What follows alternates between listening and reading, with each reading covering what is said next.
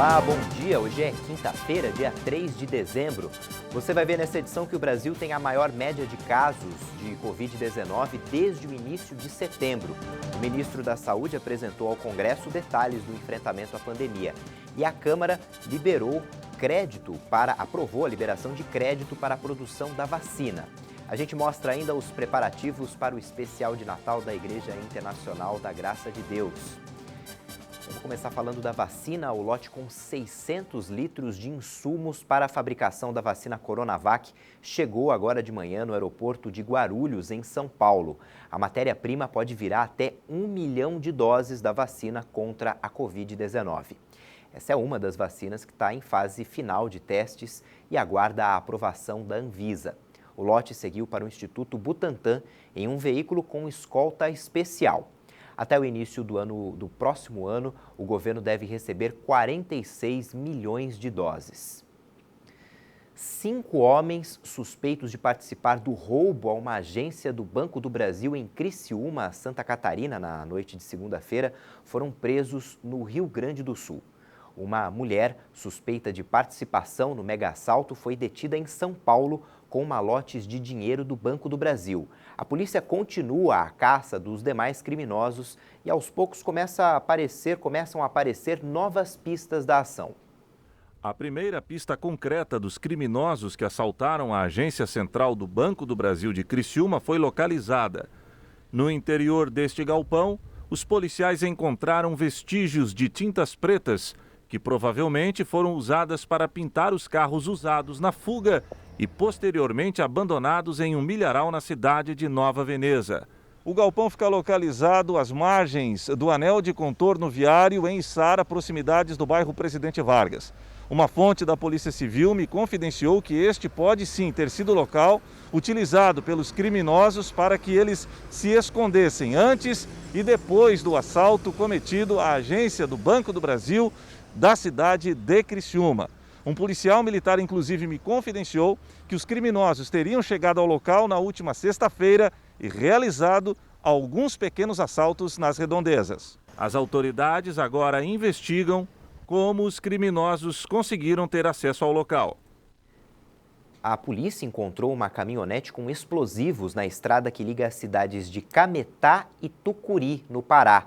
Ontem de madrugada, lembrando, numa ação parecida com essa aí que a gente viu de Criciúma, bandidos assaltaram um banco, atacaram um quartel da Polícia Militar e fizeram reféns. E um dos reféns foi morto. A Polícia Militar informou que o grupo fugiu em carros e barcos. E olha, ontem o governador do Pará, Helder Barbalho, contou que a quadrilha errou o cofre e não levou nada do banco. O ex-presidente francês Valéry Giscard d'Estaing morreu aos 94 anos, vítima de complicações causadas pela Covid-19. Ele comandou a França de 1974 a 1981. Giscard havia sido internado recentemente em Tours, no oeste da França, e estava em tratamento na unidade de cardiologia. Ele era conhecido por liderar uma modernização da sociedade francesa. E morreu também em São Paulo o ator e humorista Luiz Carlos Ribeiro, mais conhecido como Rodela. Ele tinha 66 anos e morreu na tarde de ontem, também vítima das complicações causadas pela Covid-19. Rodela era conhecido pela habilidade de fazer caretas. O Ministério da Saúde informou que o Brasil já passou de 174 mil mortes pela Covid-19 desde o início da pandemia. A média móvel de óbitos continua acima de 500. O Brasil confirmou mais 698 mortes em 24 horas e o total chega a 174.515 vítimas. De um dia para o outro, também foram confirmadas mais 49.863 novas infecções pelo coronavírus. Com isso, já são mais de 6.436.000 brasileiros contaminados. E pela média móvel de mortes, o Brasil registrou nos últimos 7 dias 535 óbitos por dia, o que indica uma tendência de estabilidade. Já a curva de novos diagnósticos subiu pela 5ª vez seguida. A média móvel de casos no período é a maior desde 6 de setembro, com 38.578 confirmações. E no mapa da evolução da pandemia por estados em 14 dias, 11 deles continuam registrando alta: Acre, Amazonas, Ceará, Espírito Santo, Mato Grosso do Sul, Paraná, Pernambuco, Rio Grande do Sul, Rondônia, Santa Catarina e Sergipe. Outras 11 unidades da federação não tiveram grandes variações e apontam estabilidade: Amapá, Bahia, Distrito Federal, Maranhão, Mato Grosso do Sul, Pará, Paraíba, Piauí, Rio Grande do Norte, Roraima e São Paulo. E apenas 5 estados apresentaram queda: Alagoas, Goiás, Minas Gerais, Rio de Janeiro e Tocantins. Cerca de 5 milhões e 700 mil pessoas já se recuperaram da doença e outras 563 mil permanecem em acompanhamento. Bom, falando agora do mundo todo, cerca de 64 milhões e 500 mil pessoas já foram contaminadas pelo coronavírus. E segundo o levantamento da Universidade Johns Hopkins, cerca de 1 milhão 490 mil pessoas morreram. As autoridades da Alemanha decidiram manter as restrições no país para evitar a disseminação da Covid-19. A previsão é que até o dia 10 de janeiro, restaurantes e locais culturais permaneçam fechados. A Rússia deve começar a vacinar a população contra a Covid-19 a partir da próxima semana. O anúncio foi feito pelo presidente Vladimir Putin. Nessa semana, hospitais de Moscou estão vacinando de forma emergencial 100 mil pessoas do grupo de risco, médicos e professores. O governo russo informou que a partir do ano que vem, a vacina Sputnik V estará disponível para outros países. O Brasil deve receber 160 milhões de vacinas até o final do primeiro semestre de 2021. Só nos 2 primeiros meses do ano, a previsão é de que 15 milhões de doses estejam disponíveis para a população. A declaração foi dada pelo ministro da Saúde em uma reunião do Congresso Nacional que acompanha as ações de enfrentamento à Covid-19. O encontro virtual entre o ministro e parlamentares era para tratar da aquisição, uso e possível vencimento de quase 7 milhões de testes rápidos da Covid. Mas com a apresentação do plano preliminar de vacinação, o foco se tornou o enfrentamento da pandemia associado à campanha de vacinação. Sobre os testes, o ministro informou que o prazo de validade dos produtos será estendido. O aumento do tempo de uso dos testes depende da aprovação da Anvisa. O pedido de extensão já foi protocolado com a Anvisa, já foi datado, já está sendo estudado e a gente acredita que dentro de uma semana, no máximo, nós já tenhamos a resposta definitiva da Anvisa com relação ao período de extensão. O ministro da Saúde destacou que o governo trabalha para imunizar a população contra a Covid há meses. A aquisição das vacinas foi garantida com um acordo firmado entre vários países e as farmacêuticas que trabalham na elaboração do produto. Foi com este plano que o governo garantiu a aquisição de 160 milhões de doses até o primeiro semestre de 2021. Esse consórcio, ele já reúne 10 fabricantes. E o Brasil aderiu a esse consórcio desde o desenvolvimento de todas as 10 vacinas, já com uma opção de compra e recebimento de 42 milhões de doses, que poderá ser de uma das 10 fabricantes que está dentro do consórcio. Inclusive a própria AstraZeneca ou a Pfizer, por exemplo, estão no consórcio.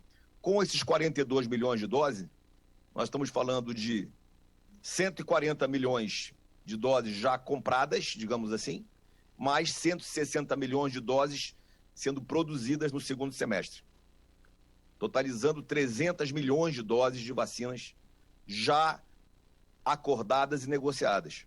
Além de imunizar, o ministro da Saúde explicou que faz parte da estratégia de enfrentamento à pandemia a testagem e diagnóstico precoce da população brasileira.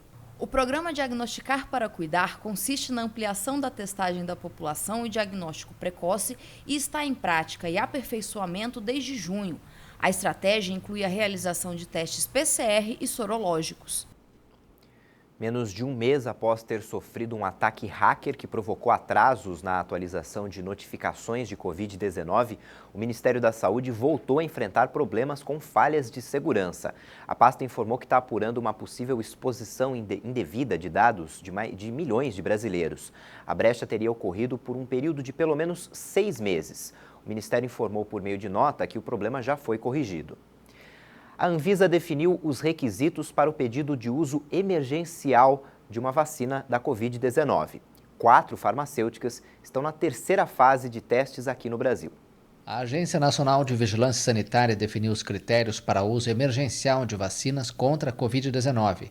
O pedido poderá ser feito apenas pelas fabricantes cuja vacina esteja na última fase de testes no Brasil. Esse é o caso de 4 farmacêuticas: AstraZeneca Oxford, Pfizer-BioNTech, Coronavac e Janssen, embora nenhuma delas tenha feito o pedido até agora, assinalou a agência. Até o momento a gente não tem nenhum pedido de autorização de uso emergencial de vacina posto aqui na agência. Essas vacinas não poderão ser comercializadas, então elas só poderão ser utilizadas. A gente chama esse tipo de uso institucional, ou seja, elas só poderão ser destinadas a programas de governo, programas específicos. A Anvisa ressaltou que o uso emergencial é diferente do registro sanitário, que é a aprovação completa para uso de um imunizante. O registro definitivo depende de mais dados e da conclusão de todas as etapas de teste da vacina. Depois do intervalo tem a previsão do tempo e a gente mostra também os preparativos para o especial de Natal da Igreja Internacional da Graça de Deus. Voltamos já.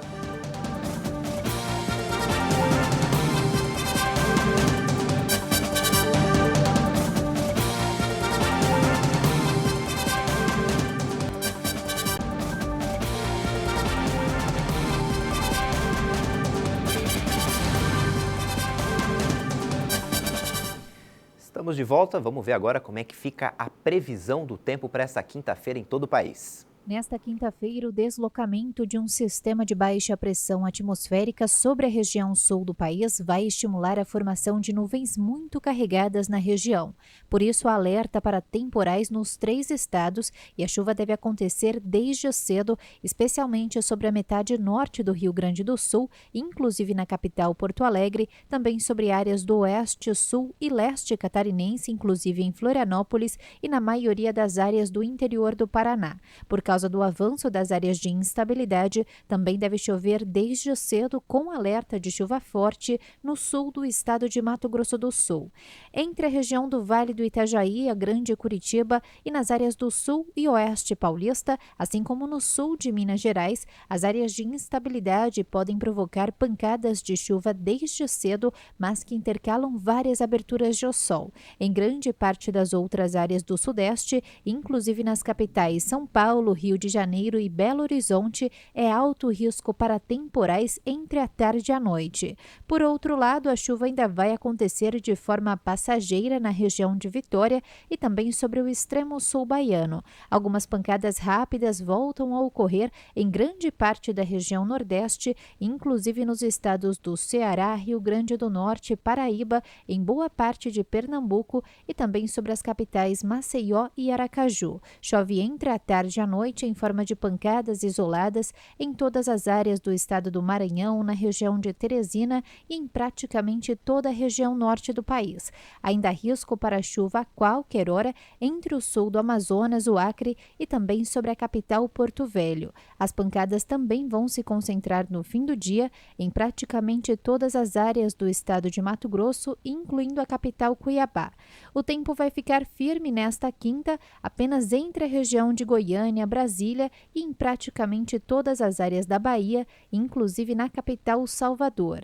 A temperatura mínima prevista em São Paulo é de 20 graus e 19 graus em Belo Horizonte. À tarde esquenta muito na região sudeste e a máxima chega a 37 graus no Rio de Janeiro e faz 38 graus à tarde em Cuiabá.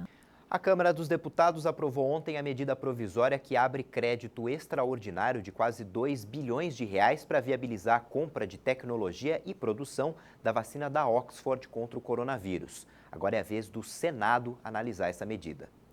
O ministro Luiz Edson Fachin, do Supremo Tribunal Federal, votou ontem por tornar inconstitucional o trabalho intermitente. O Fachin é relator da matéria e o julgamento será retomado hoje. O trabalho intermitente foi instituído em 2017. Nele, o trabalhador pode ser contratado com carteira assinada, mas sem garantia de jornada mínima de trabalho. Ontem teve mais um brasileiro classificado pelas quartas de final da Libertadores. O Palmeiras goleou o Delfim do Equador por 5-0 em São Paulo. O Verdão já tinha ganhado a partida de ida por 3-1. Agora o time comandado por Abel Ferreira pega o Libertad do Paraguai, que ontem venceu o Jorge Wilstermann da Bolívia. Lembrando que o Santos já está classificado também. Outro brasileiro que entrou em campo pela Libertadores ontem perdeu. O Internacional foi derrotado em Porto Alegre pelo Boca Juniors da Argentina. Só que essa partida foi pela ida, foi o jogo de ida das oitavas de final. E pelo Campeonato Brasileiro, no único jogo da quarta-feira, pela 24ª rodada, Fortaleza e Corinthians ficaram no 0-0. Fortaleza está em nono na classificação e o Timão vem logo atrás. Muita preparação e 150 pessoas envolvidas para levar até você um grande espetáculo repleto da unção de Deus. Estamos falando do especial de Natal da Igreja Internacional da Graça de Deus. O tema desse ano é o Engraxate, uma lição de gratidão. O roteiro é baseado no momento em que estamos vivendo e traz como reflexão que é possível ser grato a Deus mesmo em tempos difíceis, durante a pandemia do novo coronavírus. Você já imaginou cruzar o caminho de pessoas que só reclamam?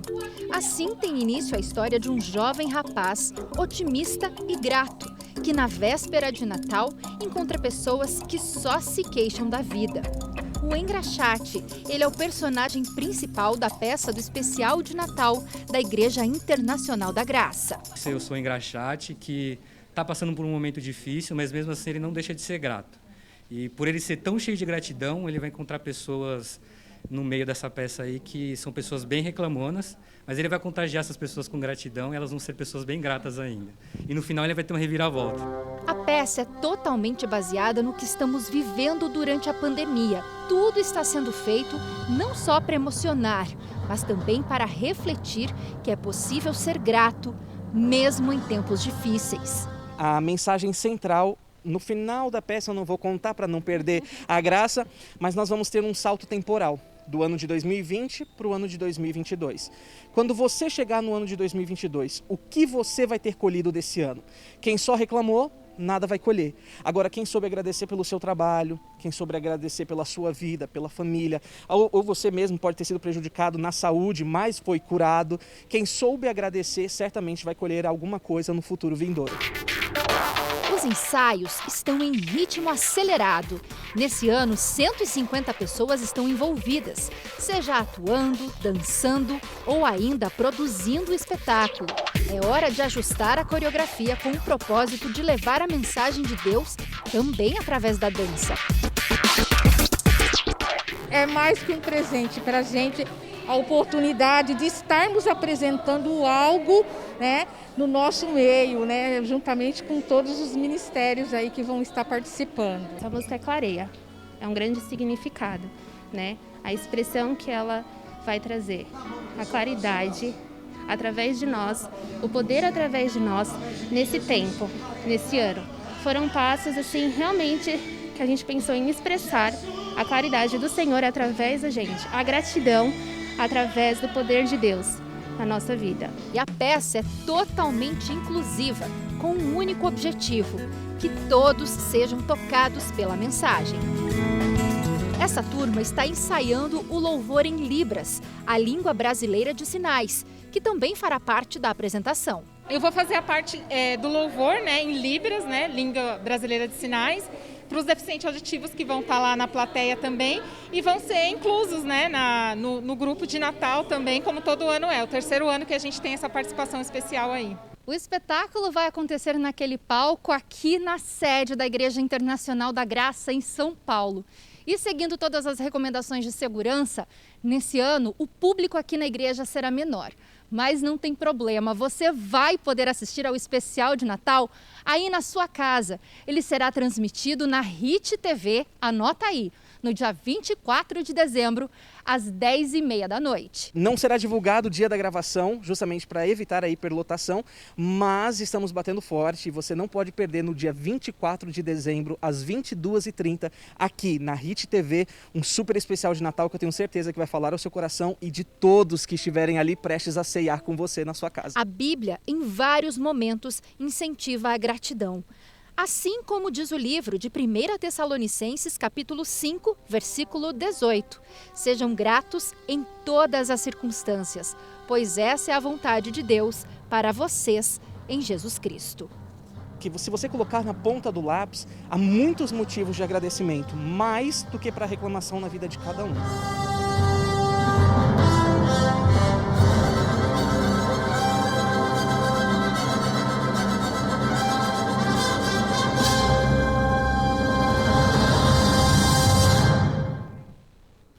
Olha só, o especial de Natal da Igreja Internacional da Graça de Deus vai ao ar no dia 24, aqui na HIT, a partir das 10h30 da noite.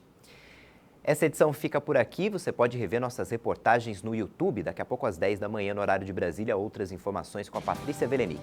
Tchau, bom dia.